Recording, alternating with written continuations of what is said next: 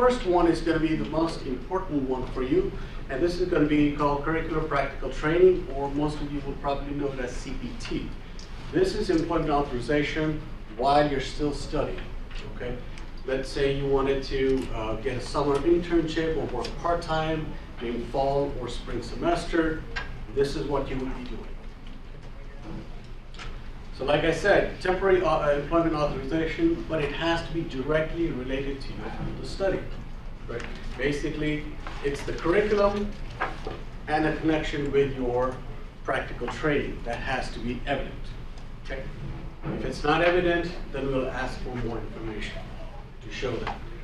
Who authorizes this? Well, the simplest one is us. We authorize it, but we do it on behalf of the U.S. government, okay? So the U.S. government has given us that authority, so we scrutinize this information a lot more than normally, okay? Because the U.S. government will hold us accountable for decisions we make. And at times, it may appear that we're trying to be obstructionist by asking you more information, but that's not the point. The point is to make sure that you provide us enough evidence that we can make kind of a logical conclusion. Okay, here's the evidence, this is what it's presenting, we see the connection between your curriculum and your employment, and yes, based on that, we're granting you that employment authorization, okay? So if you do encounter advisors say, no, I don't see it, bear with us, okay? Kind of just have patience and show us more evidence, okay? Because the idea is not for us to reject. The idea is to give you approval, but enough evidence. Duration, how many times can you, or when can you apply for CPT? You can apply every semester, including summer. Summer is a semester, even though some of you may not be taking classes, but MSU operates on that semester, okay? So for fall, spring, summer. Now we'll go on that a little bit later as far as what you'll be able to do. Who's eligible? Any F1 student who's been in active full-time status for one academic year. Most of you, I take it that's the case. You've all been here for at least one academic year, okay? If you have not, let's say if you came in fall, and second semester is your spring semester, but you want to apply for CPT for summer, you will be eligible, because by the time CPT begins, you would have completed that one-year requirement, okay? When to apply? Any time after 1 year is complete. Okay, there's a case where I think for most of you this won't apply, but if your program were to require you to immediately start your CPT or internship, then that would be an exception to this rule.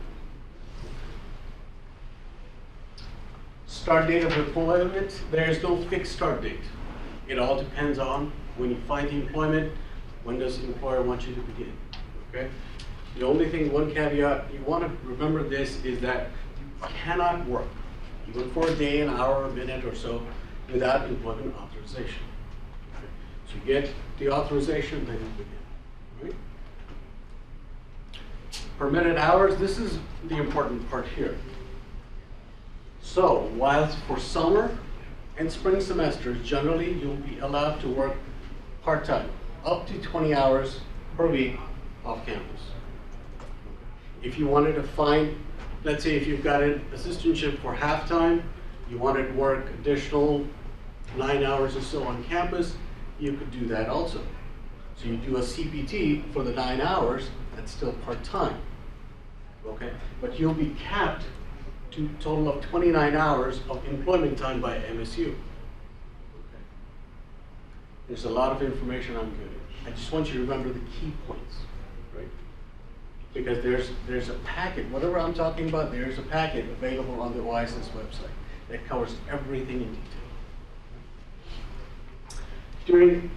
And you can work full-time, meaning more than 20 hours per week during summer and any of the vacation times, like winter vacation. If you wanted to work that time, you could work full-time as well. Okay?